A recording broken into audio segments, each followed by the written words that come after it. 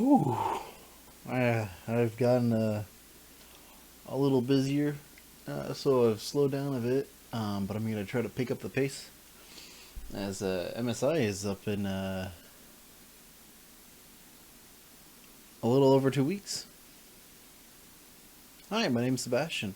This is Vision to Dial in the Road to MSI, where I watch all 12 regions playoff series. Yes, including that one. Where today we get through the loser semifinals of TSM versus 100 Thieves. 100 Thieves TSM. This one, their logos are the names. And it ended 3-1 for TSM, and that says more about TSM than it does about 100 Thieves. And we'll get through a couple of things here. There are more things that I didn't like than I liked, but suffice to say that 100 Thieves overperformed. The way that they played in their previous series really didn't give me much confidence that they would be able to do well in this one. I honestly expected them to lose 3-0, and the fact of the matter that they didn't is surprising. And the reason why I mention this is because 100 Thieves played a bunch of siege compositions. Just like a bunch of siege compositions. And then they played one composition that wasn't a siege composition, and then proceeded to lose. Now, they did have some fairly good vision play. They had some decent wave management, and that tells me that they really prepared for the one kind of siege composition that they played. Now, there were some variations, some things here and there that were changed over time. So it wasn't purely just the same kind. But the one commonality between them is that they always asked for one specific kind of team fight aspect to their compositions, but not the full deal. And so that means they wanted team fight compositions, but kept making siege compositions with weak team fight options. That being said, TSM had much more flexible go at it, even though if it wasn't that much different in terms of an issue. Like, they kept picking up strong, simple team fighting compositions up until the last game, where they decided to flip, if I remember correctly. Yes, they decided to flip the kind of things they wanted to do, with just the weird caveat of just being worse versions of each other's compositions ideas. So,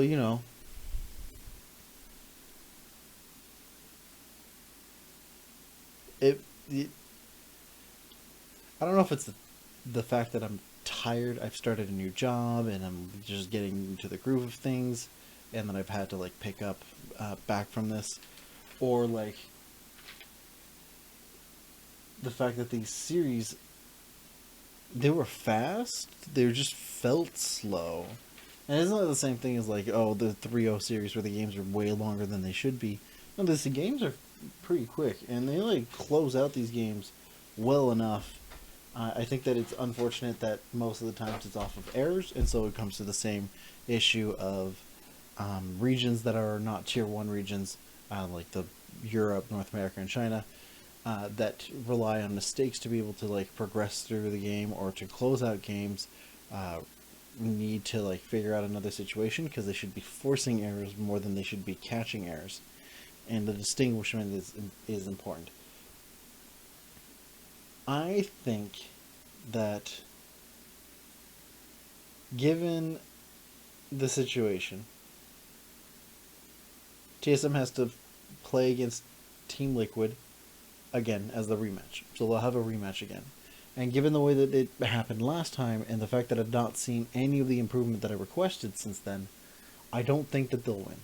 So it'll be as I predicted, or at least I think, because I don't know what the finals are, other than C9 will be in the finals. So it's whoever wins between TSM and Team Liquid.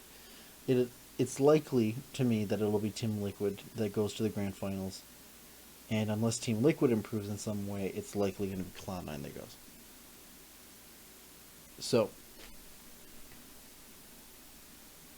I want to see an improvement from TSM in terms of drafting things that aren't just solely team fight, getting better at uh, playing around just vision, because they'll do vision denial, and that's fine, right? They do a solid enough job, but they don't play around it enough, unless it's around Baron. And it shows to me that they do team fights and they do Baron plays, and that's the thing that they practice the most. And like kudos to you. Those are sometimes the times where most other plays, like most other teams, will throw their games. And so if you're very good at doing those things, it's much easier for you to catch up wins where they may be found. In this situation, however, it just shows Baron dependency. And so if it wasn't for the fact that 100 Thieves are pushovers, because they really are, they're pushovers, less so this series than they were in all the other ones, that whenever you play off against a team that isn't a pushover and you're Baron dependent and you go through 1, 2, 3 Barons and don't close out the game, and I'm not exaggerating, this is the thing that happens now, throughout all of these playoff series we've seen, this is the 43rd one out of, I think, 79 series that are to be played. That's totally a situation that is likely to happen. And so, with only 2 more series left in North America, I asked the same question that I asked about Europe. What does the floor look like compared to its ceiling? If Team Liquid and Cloud9 look super impressive facing off against these 2 teams, because these are the 2 teams that started it, right? Like the Evil Geniuses and Dignitas did nothing.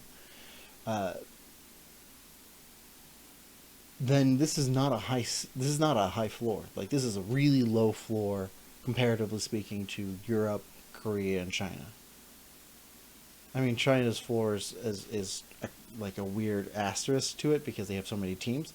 But, like, relatively speaking, if you were to compare the 6th place team up, the floor they have right now is just not good. And not because, like, they're equally bad as the tier 3 and tier 4 teams. No, I think it's more like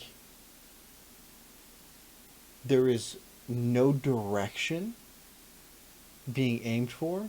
There's only rote practice and memory of the kind of plays that they prepare for the one team.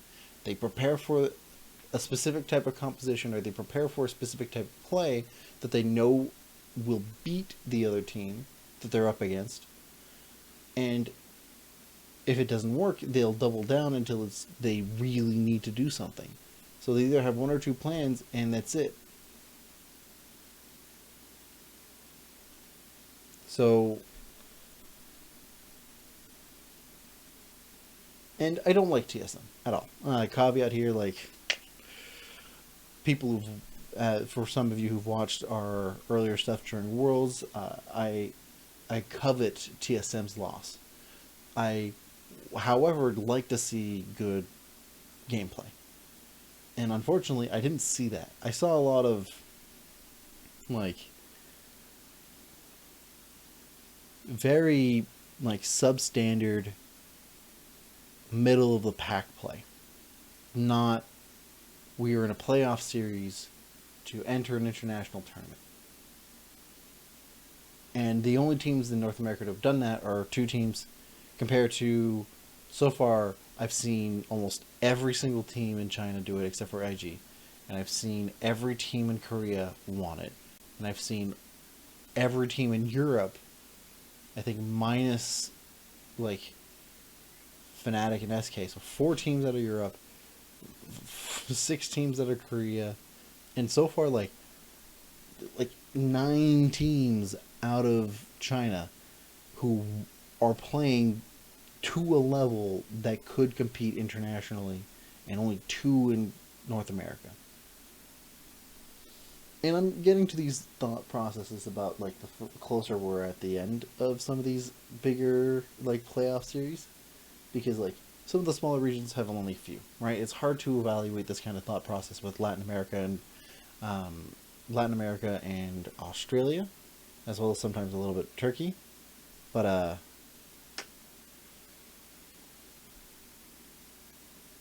yeah, because we have so much data on these other regions, they're easier to compare and contrast to. And honestly, I made predictions during for the Worlds 2020 that I thought North America would do better than Europe or equal to, and they didn't.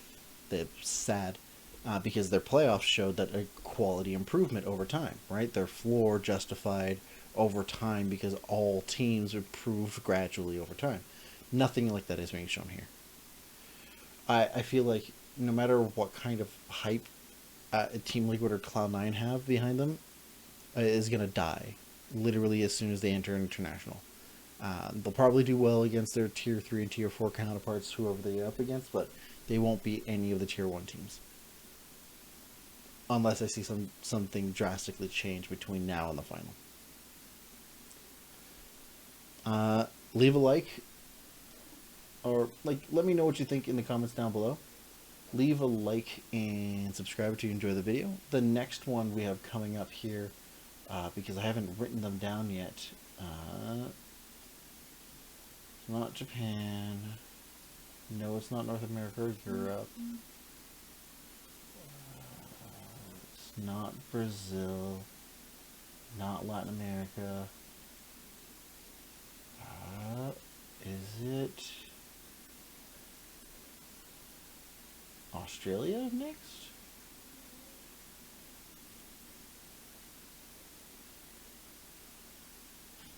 No, it's China next. Yeah, China, we've got Fun Plus Phoenix versus JD Gaming. I believe. Yeah. Nice.